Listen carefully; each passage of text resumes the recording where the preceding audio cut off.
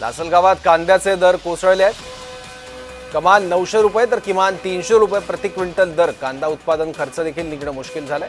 त्यामुळे शेतकऱ्यांची दिवाळी अंधारात जाण्याची भीती आहे। कांद्याचा उत्पादन खर्च सुद्धा आत्ताच्या भावामुळे निघत नाहीये। त्यामुळे शेतकरी परत एकदा अडचणीत सापडलेला आहे। कांद्याच्या भावात झालेली घसरण आणि याच्यामुळे शेतकरी मेटाकुटीस आलेला आहे। ऐन दिवाळीच्या सणाचा टाईम असताना आज बाजारभाव काय कुठल्याच मालाला राहिलेला नाही आहे आणि नाफेडचा कांदा त्याच्या आलेला आहे। तो नाफेडचा कांदासुद्धा जर त्यांनी बंद जर केला, समजा तिकडं दुसरी काही त्याची विल्हेवाट लावली तर शेतकऱ्याला 2 पैसे काहीतरी भेटतील। नाहीतर अशा भावामध्ये शेतकऱ्यांना अशी परिस्थिती झालेली कांद्याची की दुसऱ्या कुठल्याच मालाला बाजार नाही आहे।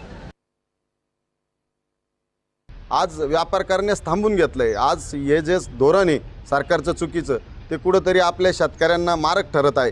आपण बघितलं असेल, आपल्या देशातून 35% जवळपास कांदा हा बांगलादेशला निर्यात होतो, परंतु कुठंतरी 1 वर्षापासून बांगलादेशनी स्वावलंबी होऊन आणि त्यांचा कांदा जो पिकवणं चालू केलं आहे, त्यामुळं फार मोठा फटका आपल्या कांद्याला बसला आहे।